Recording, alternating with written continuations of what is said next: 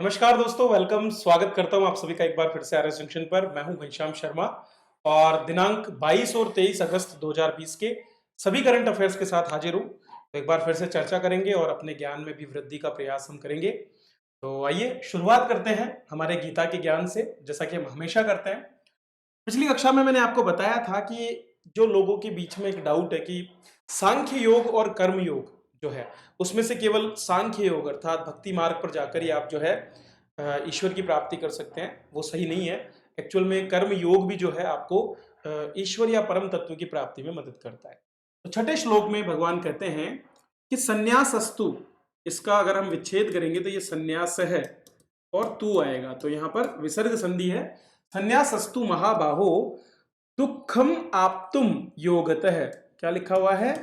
दुखम आप्तुम अयोगतः। ठीक है, तो भगवान क्या कह रहे हैं? भगवान कह रहे हैं महाबाहो, मैंने आपको शब्द बता दिया था, महाबाहो हम अर्जुन के लिए प्रयोग कर रहे हैं क्योंकि एक तो वो बड़ी भुजाओं वाला है और दूसरा उसके जो भ्राता हैं वो सभी शक्तिशाली हैं। तो महाबाहो शब्द के दोनों ही अर्थ निकलते हैं। तो महाबाहो अर्जुन को भगवान क्या कह रहे हैं कि संन्यास सह तू, तू शब्द जो है ये यहां कह रहा है कि जब तक आप अयोग्य हैं, मतलब जब तक आप कर्म योग को धारण नहीं करते हैं, तो ऐसी परिस्थिति में संन्यास प्राप्ति करना बड़ा कठिन है। क्योंकि संन्यास शब्द जो है वो सीधा सीधा कहता है कि आपको परम तत्व में अपना ध्यान लगाना पड़ेगा, और आप परम तत्व में ध्यान तभी लगा पाओगे जब आप जो है पूरी तरह से अपने सांसारिक राग द्वेष से मुक्त हो जाओगे। और राग द्वेष से मुक्त करने का काम अयोग्यता है, मतलब जो कर्म योग जो है ना वही कर सकता है। तो दुख की प्राप्ति होगी अगर आप कर्म योग को धारण नहीं करोगे और सीधे संन्यास योग में जाओगे। अगर आप कर्म योग को धारण कर लेते हो, आप सभी प्रकार के राग द्वेष से मुक्त हो जाते हो, कर्म करते हो लेकिन अपने उस कर्म को किसी फल से ना जोड़ करके उसे सांसारिक तत्वों की सेवा में लगा देते हो। किसी व्यक्ति के दुख हैं उनको दूर करने में, अगर धन कमाते हो तो धन को लोगों की सेवा में लगा देते हो, तो ऐसी परिस्थिति में आप संन्यास की तरफ ज्यादा जल्दी जा सकते हो। तो वही बात आगे कहा है, योग युक्तो, योग युक्तो मुनिर ब्रह्म है। मुनि किसको कहा गया है? मुनि उस व्यक्ति को कहा गया है जो कर्म योग का पालन करता है। तो मुनि है ब्रह्म, योग युक्तो मुनि है ब्रह्म, नचिरेण आदि गच्छति। अब यहां पर नचिरेण शब्द जो लिखा गया है, मैंने आपको पहले ही बताया था कि चिर जो शब्द है, चिर का मतलब होता है अनंत काल और नचिर का मतलब तुरंत। भाई अनंत काल का विपरीत क्या होगा? जो तुरंत मिल जाए। चिर का मतलब हो गया जो बहुत समय में मिले, और नचिर का मतलब हो गया जो तुरंत मिल जाए। मतलब जो व्यक्ति कर्म योग को धारण कर लेता है वो मुनि है, वो ज्ञानी व्यक्ति कहलाता है, और वो व्यक्ति जो है बहुत ही कम समय में ब्रह्म अर्थात जो परम तत्व है उसको प्राप्त कर लेता है। तो ये आज के हमारे 5वें अध्याय का छठा श्लोक है, जिसका मैंने थोड़ा सा वर्णन आपको किया है। तो कर्म योगी बनिए और अपने कर्मों पर ध्यान दीजिए, क्या फल मिलेगा क्या नहीं मिलेगा, उससे अगर आप अपने आप को जोड़ेंगे तो दुख के सिवाय और कुछ नहीं मिलने वाला। चलिए तो कक्षा की शुरुआत करते हैं, और पहला प्रश्न राजस्थान का बहुत इंपॉर्टेंट है।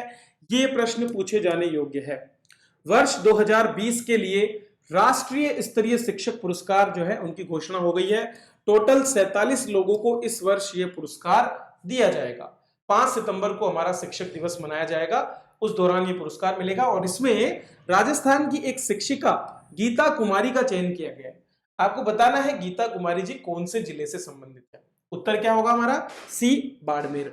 बाड़मेर जिले की गीता कुमारी जी जो है उन्हें अपने नवाचार और अथक संघर्ष और शिक्षा के क्षेत्र में किए गए प्रयासों के लिए इस पुरस्कार से सम्मानित किया गया है। तो उनका चयन किया गया, केवल एकमात्र है राजस्थान से।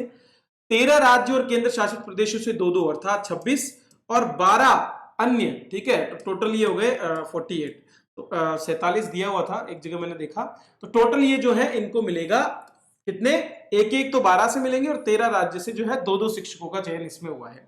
गुजरात, झारखंड और कर्नाटक से सबसे ज्यादा 3-3 शिक्षकों का चयन हुआ है। ठीक है, गुजरात, झारखंड और कर्नाटक से 3-3 शिक्षकों का चयन हुआ है, और देश भर की कुल 17 महिलाओं को यह पुरस्कार दिया जाएगा। अब आप बोलोगे कि सर यहां पर आप लिख रहे हो 13 राज्यों और केंद्र शासित प्रदेशों से 2-2, जबकि राजस्थान सहित 12 राज्यों से 1-1। एक्चुअल में क्या है दोस्तों, 2 से अधिक बोल सकते हैं हम इसको। 13 राज्य और केंद्र शासित प्रदेशों से 2 से अधिक, जबकि इन 3 राज्यों से 3-3 शिक्षकों को यह पुरस्कार दिया जाएगा। कुल महिलाओं की संख्या है 17, और इनमें सबसे ज्यादा महिलाएं जो है वो कर्नाटक और झारखंड की हैं, जो 2-2 है। सूची शिक्षा मंत्रालय द्वारा जारी की है। अब हम थोड़ा सा जानकारी ले लेते हैं किसके बारे में, हमारी गीता कुमारी जी के बारे में। दोस्तों गीता कुमारी जी ने 1997 में, जब हम में से आधे लोग बच्चे ही रहे होंगे, तब जो है 8वीं कक्षा पास की और 2000 में इनकी शादी हो गई। मतलब 8वीं कक्षा पास करते ही उनकी शादी हो गई। 2001 में वो 10वीं पास करते समय माँ बन गई। ठीक है, जिस साल उन्होंने अपनी 2001 में 10वीं पास की, उसी साल वो माँ भी बन गई। अब देखो, महिला के लिए जीवन बहुत कठिन होता है, उनको पारिवारिक जिम्मेदारी के साथ में सब करना पड़ता है। इसके बाद 2002 में उन्होंने शिक्षा कर्मी के रूप में काम करना शुरू किया और 2004 तक उन्होंने 12वीं कक्षा पास कर ली। 2006 में उन्होंने बीएसटीसी की, देखो 1997 में शादी हुई है दोस्तों, इतनी लंबी जर्नी। 2008 में उन्होंने प्रबोधक, 2009 में बीए, 2011 में समाजशास्त्र से एमए किया, 2014 में बीएड किया और उसके बाद वो पुलिस जो है अपने शिक्षक के रूप में आई। 2015 में भूगोल से एमए किया, 2019 में पुलिस प्रशासन में प्रवेश किया एमए करने के लिए। तो 3-3 एमए, और वो भी कब, जब 1997 में आपकी शादी हो चुकी है। तो क्या ये संघर्ष की कहानी नहीं है? इन्होंने 2002 में अपने स्कूल के लिए 3 बीघा भूमि भी दान करवाई, जो एक बहुत ही बेहतरीन उदाहरण है। अपने विद्यालय में काम करते हुए इन्होंने राज्य स्तरीय बुलबुल कार्यक्रम, नेपाल, हिमाचल, सिक्किम साहसिक भ्रमण आदि में छात्र छात्राओं को भागीदारी करवाई। इसके अलावा 3 वर्षों से जिले से एकमात्र फ्लांक लीडर स्काउट गाइड साहसिक कार्य में भी इनके जो है भाग ले रहे हैं। शिक्षण गतिविधियों में उन्होंने नवाचार किए, जैसे कि वेस्ट इज बेस्ट कार्यक्रम, हरियालो विद्यालय कैंपेन, ये सारे भी इन्होंने चलाए। और जो शिविरा जो आयोजन होते हैं शिक्षा विभाग की ओर से, उनमें भी इनको जगह मिली। तो दोस्तों निश्चित रूप से जो है ये सब देख करके आप समझ सकते हो कि कितना एक छोटा सा शिक्षक होने के बावजूद इन्होंने कितनी जो है प्रयास अपनी तरफ से किए हैं। तो आपका पद मायने नहीं रखता है, आप किस स्थान पर हैं और कैसे कार्य करते हैं वो ज्यादा मायने रखता है। तो नवाचारों से अपना नाता मत तोड़िए, उसको बनाए रखिए। खाली सुबह जाकर के और शाम को ऑफिस से घर आ जाना, ठीक है, और दिन भर अपनी कुर्सी तोड़कर आना, वो सही नहीं है। उससे बढ़िया है कि आप कुछ नवाचार करें, अपने जीवन में कुछ नया करें। International advance research centre for powder metallurgy and new material, ये चेन्नई में स्थित है हमारा एक इंस्टीट्यूट। उसने जो है हाल ही में जो इमली के बीज होते हैं उनको और कपास का जो कचरा बचता है उसका प्रयोग करके एक नई तकनीक का निर्माण किया है, और वह है सुपर कैपेसिटर। अर्थात सामान्यतः सुपर कैपेसिटर का निर्माण जो है अन्य धातुओं से किया जाता है, लेकिन इन्होंने इमली के बीज का और कपास के अवशिष्ट का प्रयोग करके एक सुपर कैपेसिटर का निर्माण किया। सुपर कैपेसिटर स्टार्टर की तरह काम करते हैं, और सुपर कैपेसिटर की वजह से कई जो यंत्र होते हैं ना, उनमें ये अनिवार्य होता है उनको जो है एक शुरुआती धक्का देने में ये काम करते हैं। तो कम लागत के इलेक्ट्रिक वाहन बनाने में और हाइब्रिड वाहन बनाने में जो है इससे मदद मिलेगी। ये वाहनों की ब्रेकिंग प्रणाली और स्टार्टअप के लिए जो है बहुत मुख्य होते हैं, बहुत इंपॉर्टेंट होते हैं। विज्ञान और प्रौद्योगिकी विभाग के अंतर्गत ये स्वायत्त संस्थान है, जिसका नाम है international advance research centre for powder metallurgy and new material, Chennai में स्थित है। तो उसने ये काम किया किसके द्वारा? एक्टिवेशन प्रक्रिया के माध्यम से अपशिष्ट पदार्थों को क्या कर बना दिया इन्होंने? उच्च छिद्रित कार्बन फाइबर, ठीक है। तो कार्बन फाइबर्स का निर्माण इन्होंने किया और उससे इन्होंने सुपर कैपेसिटर इलेक्ट्रोड का निर्माण बाद में कर लिया। इन टर्म्स पर ज्यादा डीप जाने की जरूरत नहीं है, आपको केवल पता होना चाहिए कि किन चीजों का प्रयोग इसको बनाने में किया गया है और कहां इसका प्रयोग होता है, ये आपके लिए काफी है। चलिए आगे बढ़ते हैं दोस्तों। गणेश चतुर्थी कल थी और उसी उपलक्ष्य में गणेश 25 हमारा प्रोमो कोड है, जिसका प्रयोग आप कर सकते हो। फ्लैट 25% ऑफ आपके लिए 22 से 24 अगस्त है। तो डेट आ गई है, और जो छात्र एसीएफ के लिए कोर्सेज खरीदना चाहते हैं उनके लिए अच्छा मौका है कि वे और सस्ते में कर सकते हैं। मेरा प्रयास यही रहता है कि लागत निकालने के साथ आपको बेहतर दामों पर जो है अच्छे से अच्छा मैटर मिले, और वही कोशिश हम कर रहे हैं, इसलिए ये ऑफर्स भी चलते हैं। एंशिएंट इंडियन हिस्ट्री पर मेरा कोर्स चल रहा है, इसके 3 डेमो क्लासेस मैंने यूट्यूब पर भी डाले हैं, आप उन्हें देखें। और जो छात्र बेहतर तरीके से अपना एंशिएंट इंडियन हिस्ट्री कवर करना चाहते हैं वो हमारे इस कोर्स से जुड़ सकते हैं। तो आज ही डाउनलोड जो है परचेज करें, और अभी तो आपको वैसे भी 25% डिस्काउंट है, तो आप इसको खरीदकर और भी लाभ उसमें उठा सकते हैं। बहुत ही सस्ते में आपको ये मिलेगा, मतलब आप तुलना भी नहीं कर सकते बाकी किसी प्लेटफॉर्म से। चलिए अगला प्रश्न हमारा देखते हैं। मैंने आपको बताया था कि एनएचएआई द्वारा जो अभियान चलाया गया था, हरित संकल्प अभियान, उसमें राजस्थान पहले स्थान पर रहा। तो आपको बताना है कौन सी एक एप्लीकेशन पेड़ पौधों की निगरानी के लिए विकसित की गई है national highway authority of India के द्वारा। उत्तर होगा हमारा हरित पथ। ठीक है, हरित पथ नामक जो है एक नई एप्लीकेशन इसलिए बनाई गई है ताकि पेड़ पौधों की जियो टैगिंग की जा सके और इससे उनके डेवलपमेंट की मॉनिटरिंग भी हो सके। क्योंकि अभी तक क्या किया जाता था, जब भी कोई पेड़ लगाया जाता उस पेड़ को लगा करके छोड़ दिया जाता, वहीं पर ठेकेदार की जिम्मेदारी खत्म हो जाती। लेकिन अब यहां पर सेंट्रलाइज्ड डेटा सर्वर जो है वहां से इनकी मॉनिटरिंग होगी और ये जिम्मेदारी उन सभी लोगों की होगी जो इस पूरे के पूरे अभियान से जुड़े हुए हैं।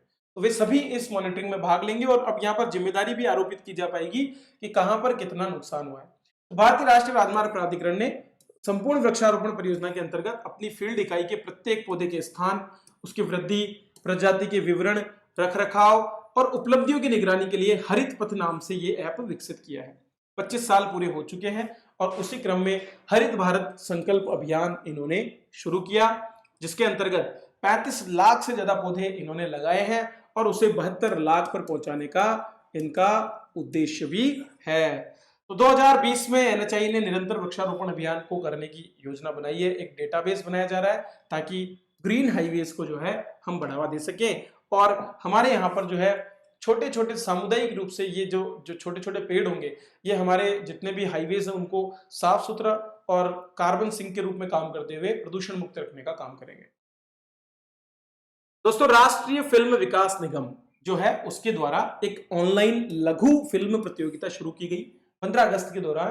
तो पहला पुरस्कार किस निर्देशक को दिया गया ये आपको बताना है। ये मिला है अभिजीत पाल को। अभिजीत पाल जो है उनको 1 लाख रुपए का पहला पुरस्कार ऑनलाइन लघु फिल्म प्रतियोगिता के अंतर्गत दिया गया है। तो इनकी फिल्म का नाम क्या था? इनकी फिल्म का नाम था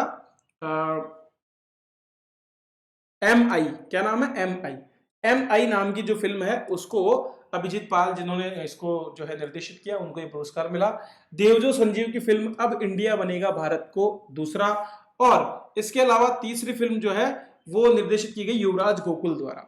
उनके द्वारा निर्देशित रुपए 10 रुपए जो है उस नाम की फिल्म को तीसरे पुरस्कार के साथ सम्मानित किया। तो 1,50,000 और 25,000 के पुरस्कार इसमें दिए गए हैं। इसका उद्देश्य लोगों में स्वतंत्रता दिवस के परिदृश्य में देशभक्ति की भावना पैदा करना रहा है। ठीक है, चलिए अगला प्रश्न देखते हैं। दोस्तों, एक ऐसा राज्य है जहां देश की पहली राज्य स्तरीय ऑनलाइन लोक अदालत का आयोजन हाल ही में किया गया। अर्थात सामान्यतः लोक अदालतों का आयोजन पूरे देश भर में एक साथ होता है, लेकिन पहली बार यहां पर ऑनलाइन राज्य स्तरीय लोक अदालत का आयोजन किया गया और वो था राजस्थान। राजस्थान में यह कार्य शनिवार को अर्थात कल किया गया था। किसके तत्वाधान में? राष्ट्रीय विधिक सेवा प्राधिकरण नालसा, इसी तरह से राज्य विधिक सेवा प्राधिकरण भी है जिसको बोलते हैं रालसा। ठीक है, तो राष्ट्रीय विधिक सेवा प्राधिकरण के कार्यकारी अध्यक्ष और सुप्रीम कोर्ट के न्यायाधिपति श्री NV रमन्ना की अध्यक्षता में 22 अगस्त को यह कार्यक्रम आयोजित किया गया।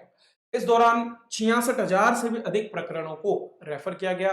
दरअसल लोक अदालत जो है त्वरित न्याय के लिए स्थापित की जाती है और इनमें जो है ज्यादा बहस किए बिना लोगों में रजामंदी जो है उसके माध्यम से, राजीनामे के माध्यम से जो है फैसले किए जाते हैं। दोनों पक्षों को एक साथ एक मंच पर ला करके राजीनामा किया जाता है।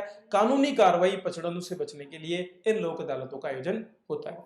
पूरे राज्य भर में 350 बेंच जो है हमारे अधीनस्थ न्यायालयों में गठित की गई थी और इसमें जितने भी पक्षकार, बैंक, बीमा कंपनी, अधिवक्ता और जो न्यायालय थे उनको जो है ईमेल या व्हाट्सएप से पहले जानकारी दी गई।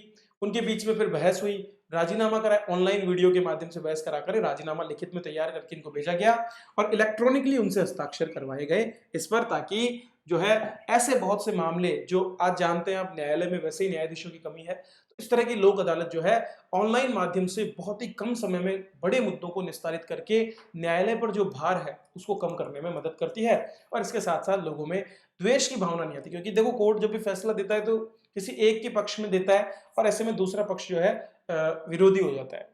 तो यहाँ राजीनामे में क्या होता है, दोनों पक्षों को संतुष्ट करके ही फैसले लिए जाते हैं। तो ये थे दोस्तों आज के करंट अफेयर्स जिन पर हमने चर्चा की। इसी तरह से और भी करंट अफेयर्स आते रहेंगे। फायदा उठाइए हमारे कोड का, जो कि आज आपको प्रोमो के रूप में मिल रहा है। कल, आज और कल 2 दिन आप इसका फायदा उठा सकते हैं। तो आज ही ज्वाइन करें हमारे बहुत से कोर्सेज और अपनी तैयारी को आगे बढ़ाएं। बाकी अपनी तैयारी में लगे रहिए। SCF का एग्जाम की डेट आ गई है। RS इंटरव्यू के स्टूडेंट्स जो हैं उनकी भी डेट्स आने वाली हैं, क्योंकि उनका 24 तारीख से DF भरने वाला है। तो सभी लोग लगे रहें अपनी तैयारी में और उम्मीद है अगली वैकेंसी भी RS की जल्दी आएगी, क्योंकि जिस तेजी के साथ में जो है पिछली वैकेंसी को कंप्लीट किया जा रहा है तो डेफिनेटली आपको अभी तैयार रहना चाहिए और अपनी तैयारी में लगे रहना चाहिए। चलिए, थैंक यू, बात करते हैं अगले वीडियो में। धन्यवाद।